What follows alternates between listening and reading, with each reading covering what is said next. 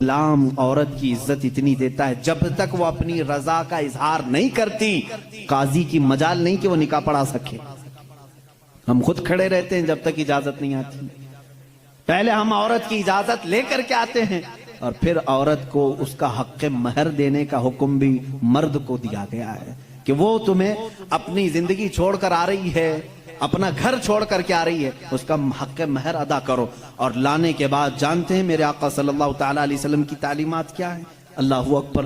حضور اکرم صلی اللہ علیہ وسلم نے تاکید کے ساتھ فرمایا ہے کہ عورتوں کے ساتھ سختی نہ کرو۔ اپنے آخری خطبے میں حضور نے عرفات کے میدان میں یہ بات تک فرمائی، عورتوں کے معاملات میں اللہ سے ڈرو، حد سے زیادہ نہ بڑھو، عورتوں کے ساتھ اتنی سختی نہ کرو۔ مارنے کو منع کیا، کبھی ان کے چہرے پر نہ مارنا، کبھی ان کے خاندان کو تانا نہ مارنا، کبھی ان کو اتنی بری گالی نہ دینا کہ دل ٹوٹ جائے۔ یہ تمام احکام اسلام نے اسی عورت کی عزت ہی کے لیے تو دیے ہیں۔ اور پھر جس وقت وہ آئے، بزرگوں نے یہ رواج بھی رکھا ہے کہ ہم اپنی بیٹیوں کو اپنے گھروں سے قرآن پاک دے کر کے رخصت کرتے ہیں، قرآن کے ساتھ اسے بھیجتے ہیں، اور گھر لانے کے بعد جانتے ہیں یہ اعلیٰ حضرت رضی اللہ تعالیٰ عنہ نے لکھا بھی ہے۔ اعلیٰ حضرت فرماتے ہیں جب نئی دلہن گھر میں آئے تو اس کے پیروں کا دھون جو ہے وہ اگر گھر کے چاروں کونوں میں ڈالو تو برکت آئے۔ وہ آ رہی ہے اپنا رزق لے کر کے آ رہی ہے، اپنا رزق لے کر کے آ رہی ہے، یہاں تک ہمارے لیے کہا گیا۔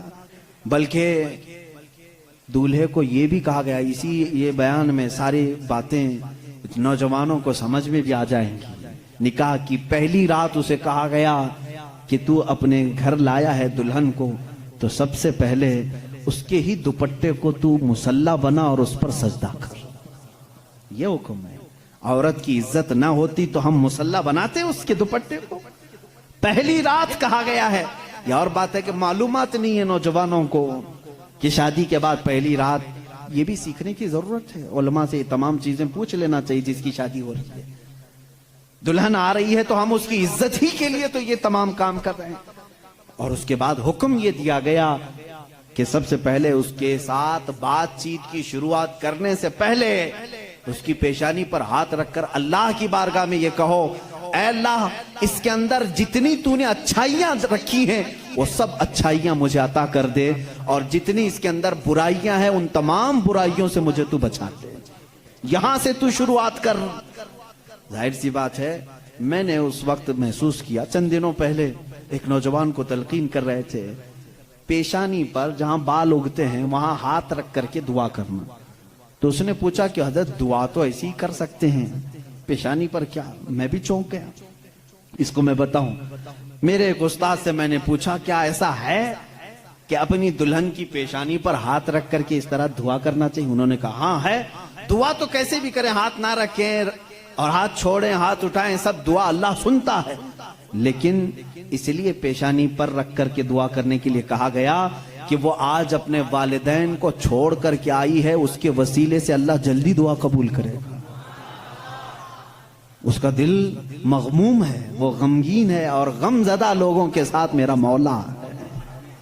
وہ اپنے والدین کو چھوڑ کر کے تیرے گھر آئی ہے، وہ مغموم ہے، بہت غم زدہ ہے، آج اس کی پیشانی پر ہاتھ رکھ کر کے دعا کرو۔ میرا اسی دن یہ ذہن سمجھ گیا کہ اسلام نے عورت کو وہ مقام دیا ہے، وہ عزت دی ہے۔ ہم نے اس کو اپنے جسموں کو سکون پہنچانے والا آلہ نہیں سمجھا، مشین نہیں سمجھا، بلکہ حقیقی مسلم وہ ہے جو اپنی عورت کی عزت بھی کرے، احترام بھی کرے۔ اللہ کے رسول صلی اللہ تعالیٰ علیہ وسلم نے جو فرامین دیے ہیں، عزیزان گرامی وقار، یہ نکاح کے اس سسٹم کو بھی میں آپ کو بتاؤں۔ کچھ تو وہ ہیں جو یہ اسلام کے خلاف بھونک رہے ہیں کہ عورتوں کے اوپر زور زبردستی ہوتی ہے اسلام میں، اور دوسروں کی کیا بات کروں، ہمارے ہندوستان پر بیٹھا ہوا میں کیا بتاؤں، یہ بھی بڑی عورتوں کی ہاں پیڑت مہیلائیں ہیں، مسلم پیڑت مہیلائیں ہیں جو خود بیوی کو چھوڑ بیٹھا ہے۔ ساری مسلم عورتیں پیڑت ہیں۔ اللہ اکبر۔ وہ خود اپنی بیوی کو دیکھنے نہیں جا سکا، زندگی ختم ہونے آ گئی، بال سفید ہو گئے، پیڑت مہیلائیں ہیں مسلمان۔ ہاں اگر اے مسلمانوں کوئی بھی ہم میں سے عورت پر زور زبردستی کرتا ہے، یاد رکھو میں تمہیں بتاؤں کہ قرآن کی قیامت کے دن اللہ جانوروں پر بھی اٹھائے ہوئے ہاتھ کا فیصلہ لے گا، تو عورت کی بات تو دور کی ہے۔ میرا عقیدہ تو یہ ہے، ایک عورت نے بلی کو باندھ رکھا تھا، بخاری شریف میں ہے، وہ مر گئی بلی، اور وہ عورت بہت عبادت گزار تھی، لیکن اللہ تعالیٰ نے فیصلہ فرمایا کہ اس عورت کو جہنم میں ڈالو۔ میری ایک مخلوق کو باندھ کر رکھی اس نے اور وہ مر گئی۔